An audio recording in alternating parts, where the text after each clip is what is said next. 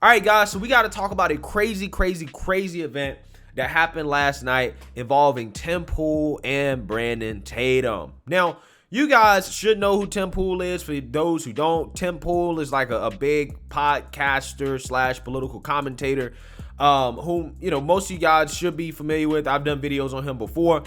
And he has a huge platform. Now, he had Brandon Tatum on, aka Officer Tatum, on his platform last night for a live stream. Now, most of you guys should know who Brandon Tatum is as well. I'm pretty sure most of you guys know.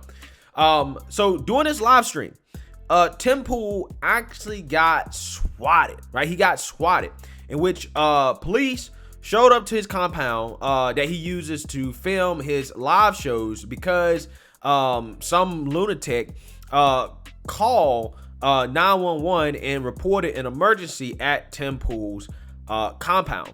Okay, basically putting Tim Pool in a dangerous situation with Brandon Tatum there. And I thought that this was super fascinating because if you guys know, Brandon used to be a police officer, and having this happen as Tim Pool happened to have a former police officer on his show, I thought was very interesting, especially in real time. So without further ado, I actually want to go ahead and play the clip of this happening in real time so that you guys get better context in regards to what happened. And then we're going to talk about it a little bit more. Take a look. 7 pandemics, and there was only 4 cases of them that didn't result in a revolt or large-scale protest afterwards. And they actually announced a number of times. Yeah, the cops just walked in. Yeah, I don't know what's going on here. Should we... Yeah, I was looking at my notes and I was like, did somebody swat you? Yep, somebody swatted us. Did they really? Swatted us? Yep, somebody swatted us. So that's How do you know? How do you know? I have somebody texting me. Oh, Yeah, okay. so Tim's gonna wow. take care of so, business. yeah, just a police officer stroll entered it in. here, looked around because it looks like someone swatted this live broadcast here. Glad they didn't come in here busting, man. I'm glad, yeah, man. I mean, that's something that's extremely dangerous, extremely reckless, because SWAT incidences have led to a lot of innocent people dying, death. dogs being shot, people thinking that their house is being raided by criminals defending themselves. So whoever did that and they're listening, like. It's crazy. Did that happen to you while you were on the force? Did you ever get caught? No, Guys, we never got caught on that. I'm gonna tell you guys what just happened. I just walked out of the room. The cops walked in. They walked around with flashlights. We've been swatted. I am extremely unhappy with this because I can't necessarily be mad at the officers. They were very polite, but I do not like cops coming into my house when we have mats all over the place. They come back with a warrant. Yeah. And I don't know who let them in or why. Yeah, what happened? I understand they're here because we got swatted. A report was made that 2 people had been shot and killed, and that the gunman was threatening to hurt themselves. They didn't send a SWAT team. It was just a couple of officers. I don't want to drag them or be mean to them because they were polite. But I'm not happy with the idea that they're walking into our studio while we are live. They're walking around. Cop immediately, I walked out of the room. He immediately came up and said, I'm really sorry about this. We're not trying to, screw with you or ruin what you're doing. Here's what happened. We got a call. 2 people had been shot and killed, and a person was going to be killing themselves. We have to check it out and make sure everything's okay. We're going to be doing a sweep once we figure it out. And I'm just like, come back with a warrant. But I have to say, this is what I have to say. I don't think that they believe that was 100% true. There's no way on planet Earth that only 2 officers would show up to a shooting, double homicide with a barricaded subject. Yeah, tell him to leave and like. Well, then let me just explain this from a police perspective as well. Is that if the police do a swatting call, right, and it's found to be illegitimate, Right. They, any evidence that they think they may have or is suppressed because this was an illegitimate entry into a house. You can enter under exigent circumstances, but if it's an illegitimate exigent circumstance, there's no searching for evidence and different things like that. So I get it, but as a cop, I see how you can't just not do anything. All right, guys. So you've seen that, you heard that. Like I said, that's obviously a very unfortunate situation. Okay, and it's pretty screwed up that somebody would do something like that because that is dangerous. It is absolutely dangerous. Okay, and I honestly could classify that as an attempt on somebody's life, right? Somebody that would make a fake call to emergency dispatch services to have police sent out to somebody's place under a situation like that where they may be an active gunman, okay? In a situation like that, you can imagine police are going to be running up in there, and if, there's innocent people in that place that react the wrong way, they think that somebody's trying to break in their house, or they're trying to, hurt them or harm them or something like that. I mean, the police can be met with force. And if the police are met with force, at that point, a shootout can happen. And that's when people lose their lives. Animals get killed. All types of crazy stuff happens. Okay? So again, that's a very serious situation, and that is nothing to play with.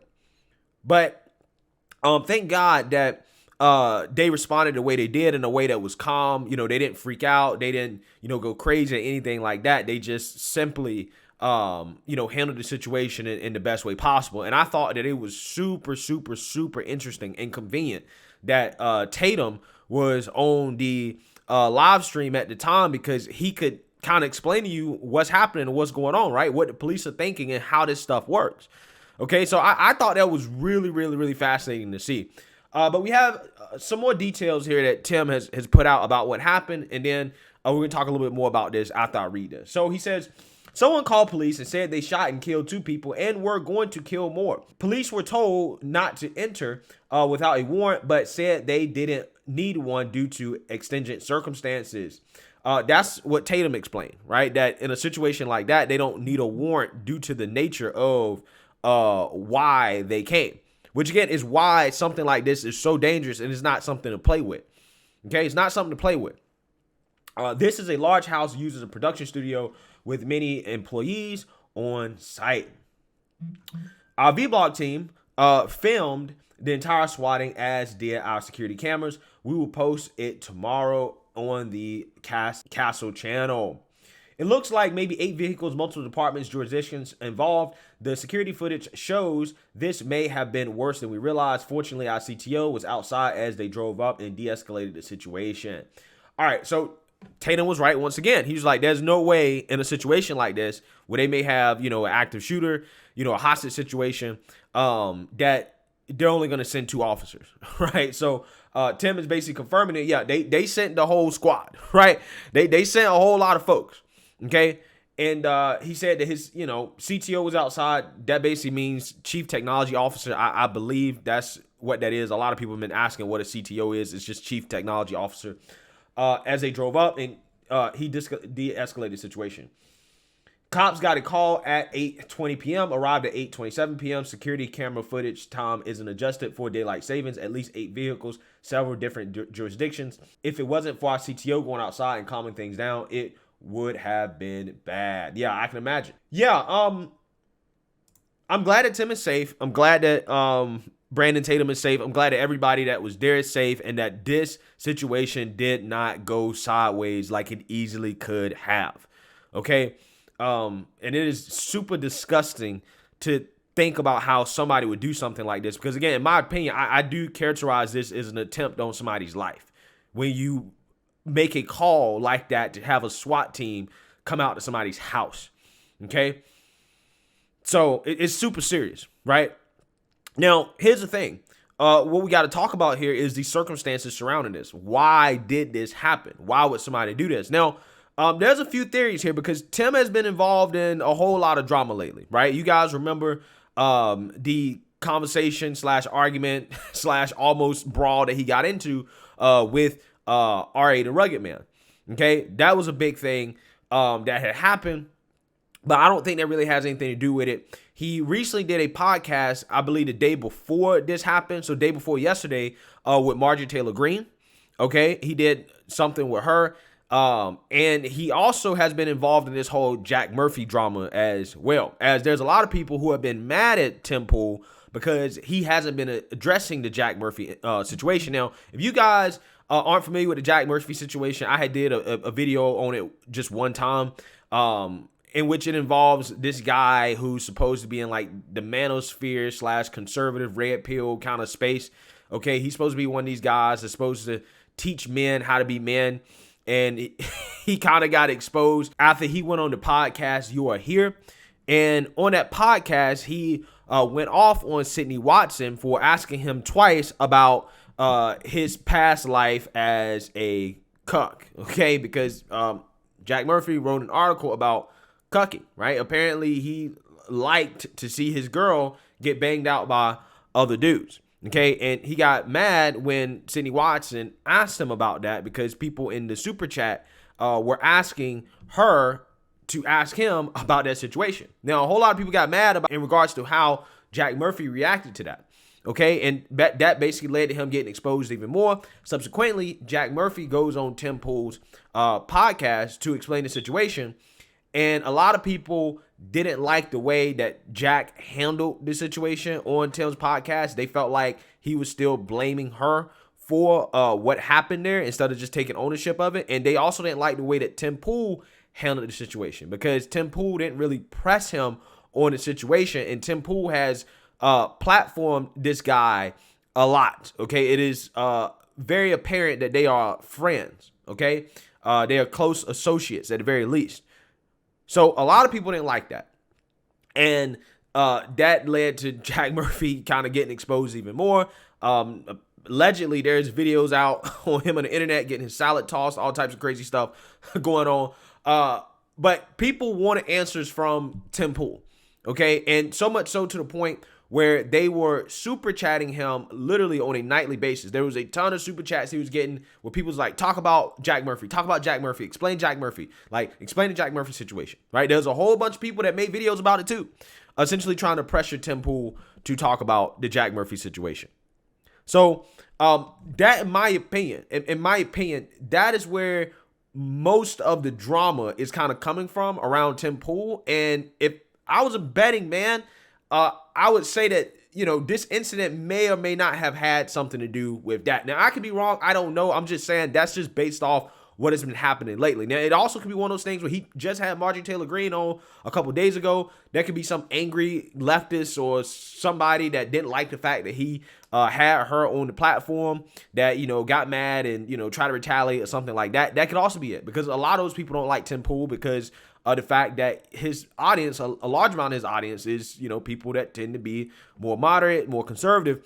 They don't like that, right? So he could have, you know, just pissed some people off, okay?